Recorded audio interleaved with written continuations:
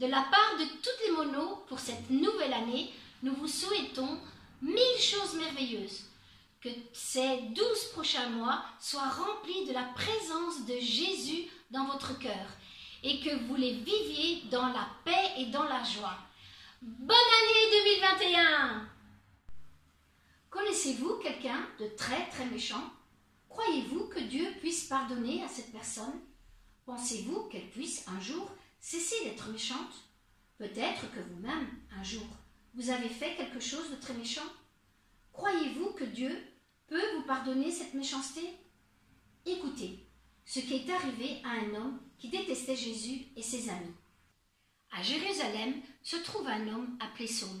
Il ne pense qu'à menacer et à faire mourir les disciples du Seigneur, car Saul déteste les chrétiens et les poursuit de maison en maison pour les jeter en prison.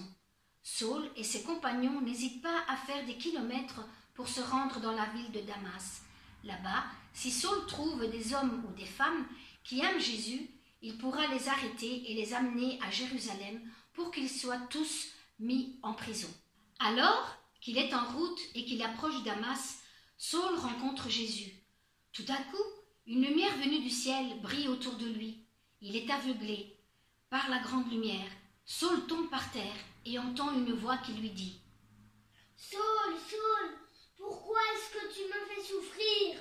Saul demande « Seigneur, qui es-tu » La voix répond « Je suis Jésus, c'est moi que tu fais souffrir.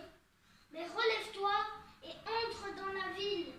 Là, on te dira ce que tu dois faire. » Les gens qui voyagent avec Saul sont effrayés. Ils ont entendu la voix, mais ne voient personne. Ils n'osent pas dire un mot. Ils aident Saul à se relever et se rendent compte qu'il ne voit plus rien. Ils le prennent par la main pour le conduire à Damas. Et pendant 3 jours, il reste aveugle. Il ne mange rien et ne boit rien. À Damas, il y avait un disciple appelé Ananias. Pendant son sommeil, le Seigneur parle à Ananias et lui dit « Ananias !»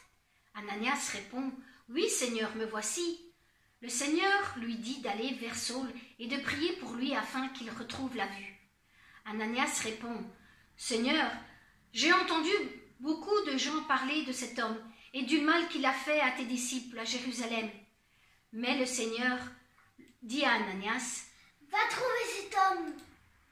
Alors Ananias part et arrive dans la maison de Saul et lui dit « Saul, mon frère, c'est le Seigneur qui m'envoie. C'est Jésus qui s'est montré à toi sur le chemin par lequel tu venais.